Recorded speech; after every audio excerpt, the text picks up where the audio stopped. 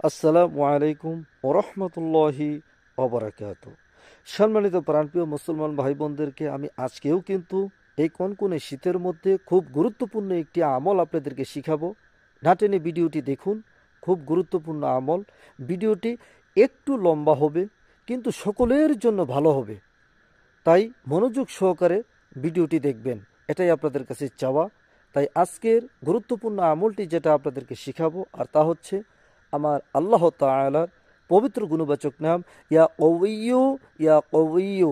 সঠিকভাবে উচ্চারণ করবেন, ইয়া কওয়িয়্যু। এর কিন্তু বিশেষ ফজিলত, গুণাগুণ রয়েছে। এই পবিত্র গুণবাচক নামটি আপনি যাকে কঠিনতম শত্রু মনে করতেছেন, আপনার কঠিনতম শত্রু আছে কিন্তু আপনি তাকে দমন করতে চান, কিন্তু আপনার ক্ষমতা নেই তাকে দমন করার জন্য, এখানে কিছু কৌশল আপনি অবলম্বন করতে পারেন।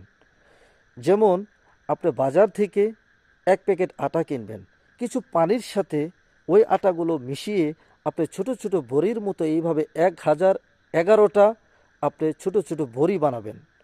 তারপরে প্রত্যেকটা বড়ির মধ্যে আপনি এক একবার করে ইয়া কবিও, ইয়া কবিও এটা পাঠ করে প্রত্যেকটার মধ্যেই আপনি একবার করে ফু দিবেন।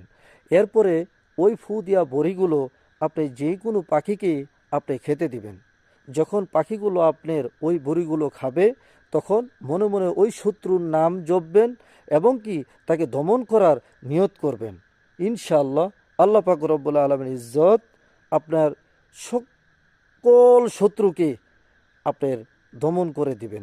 শুধু তাই না, এটা যদি আপনি সবসময়, এটা যদি আপনি ইয়া কবিও এটা সর্বদা নিয়মিতভাবে আপনি যদি এটা জিকির করতে পারেন, তাহলে আপনার সাহস এবং কি শক্তি আল্লাহ পাক রব্বুল আলামিন বৃদ্ধি করে দিবেন।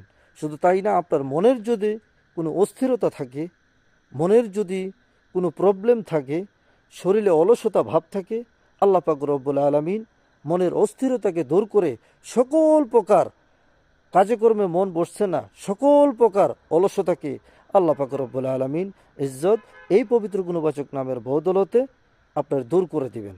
তাই গুরুত্বপূর্ণ এই আমলটি যেন সকলেই জানতে পারে, ভিডিওটি শেয়ার করে সকলের কাছে পৌঁছে দেবেন, এটাই আপনাদের কাছে চাওয়া। ধন্যবাদ।